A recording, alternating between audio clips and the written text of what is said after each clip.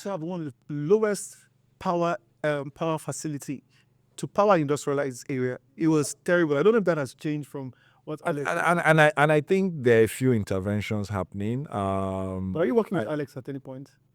No, not working with Alex. However, in my time at the federal level, we had a policy under President Buhari's administration, which was to promote industrial parks.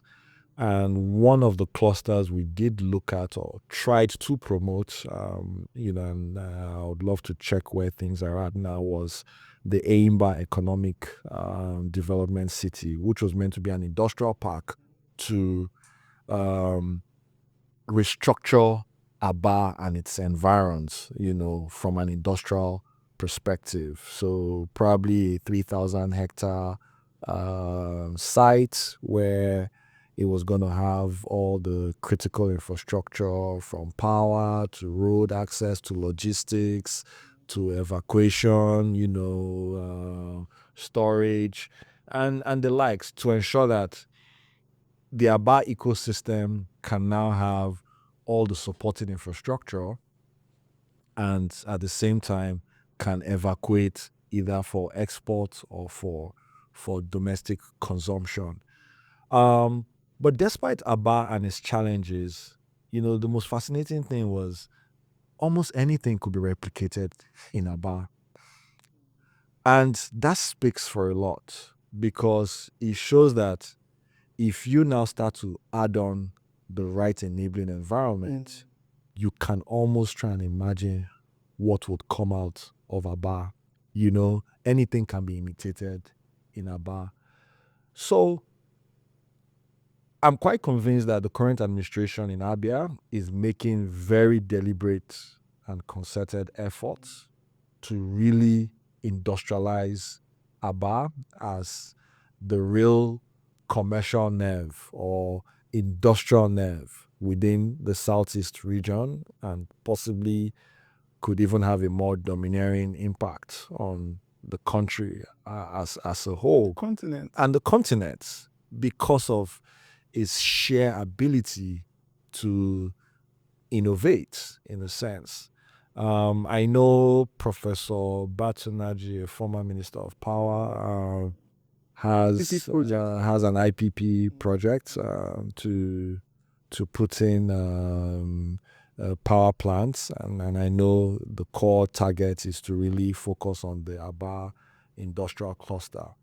So it will be a shame if, whether from the national government or the state government, that Aba would not be given priority focus in terms of cleaning up and really supporting them in terms of the required infrastructure, because that energy, that ability to innovate, that resilience, and the potential that ecosystem can have on our economy is tremendous.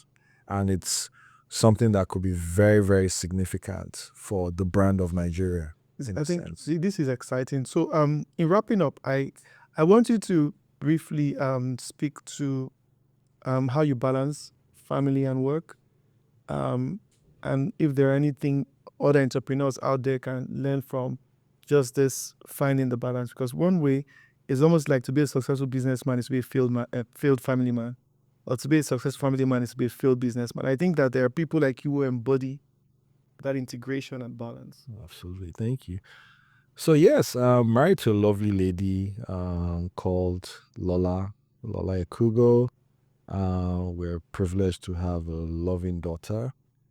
Good thing with Lola as well is, she's also very active, super smart, smarter than I am, a first class brain, a tech expert. She's in the digital innovation and transformation segment, and also a creative, actually.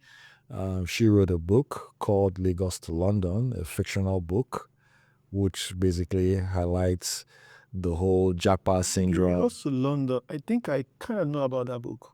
Yeah, you should. Yeah, that was launched. It's a long time. It was during the time of what was this magazine by a rookie? Ladoja. She was editor of that magazine, Rookie Ladoja. I think it was crazy. I've forgotten that magazine now, but they had this Lagos to London review at the time. Yeah, and I think it's something I would like to read. Yeah, at some point. you should, and maybe there could be synergy to animate it to Yajik. It's possible. A story of two fictional characters, Nnamdi Okonkwo and Remy Coker, and how they meet in London and all of that. But yeah, it was a bit of your story in there. Were you the Nnamdi and Shidi Coker? Well, truth be told, the answer is no. However, I think my wife may have drawn some inspiration from our dynamics in a sense, but I'm clearly not Nnamdi Okonkwo, but yes, I mean, there could have been some inspiration in a sense. But that being said, we are both quite active and quite supportive of each other's progression. And at the heart of it, because we try and be a support system for one another, that means that coming back to the home front, it keeps some level of balance in a sense, because then we're each other's support system. And at the same time, we know that, look, as a unit, we have a clear pathway we are trying to achieve as a unit. And at the heart of it is really all about family, really, family number one, and number two, making some level of impact, no matter how small or big. Because again, it's a small knit family, the three of us with our daughter. We try and pay a lot of attention to how we, support the teamwork of leaning to each other's strength. Absolutely. I think it's something that I really think it's something that is very powerful when couples get them right. But our final question would be, should we have asked you a question that we didn't? What would that question be? I guess maybe that question is a tough one, but we went everywhere actually. Politics. We went everywhere. But I guess maybe that question would be, what's your greatest fear? Yes. Let's land on that. What are your greatest fears?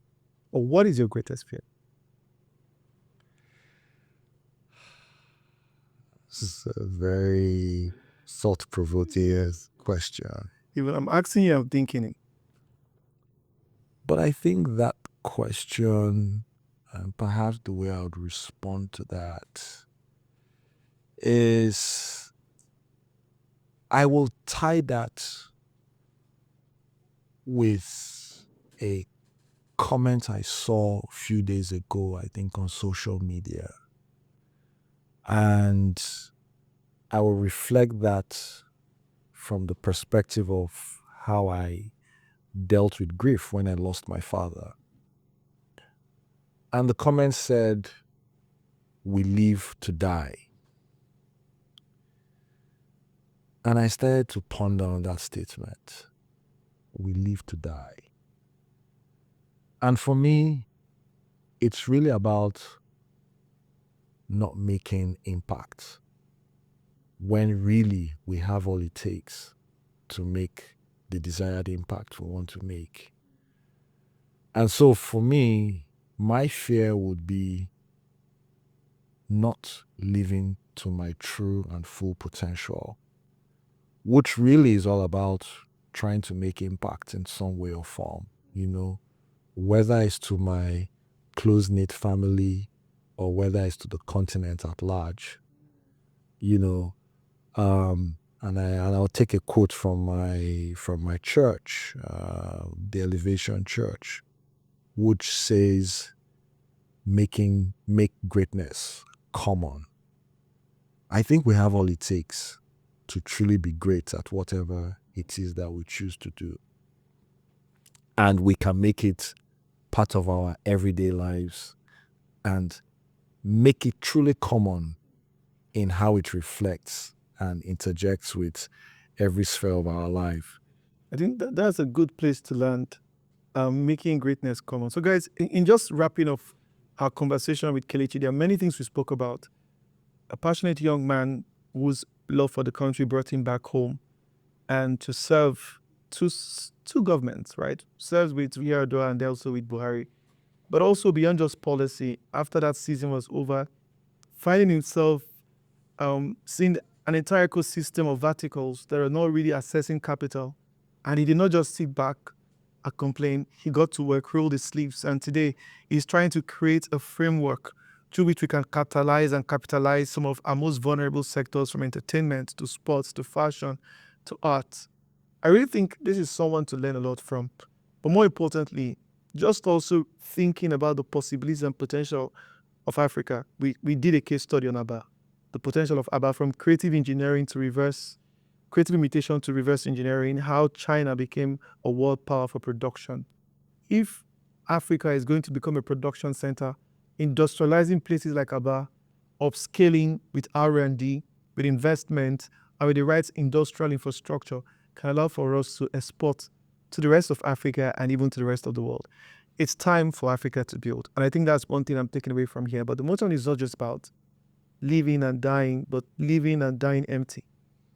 When you get to the end of the road, you'll be glad that you lived because you died empty. You poured it all, you left a legacy, and you made greatness come up. Guys, that's where I call it short for today. See you again. Thank you very much for being with us. Thank you.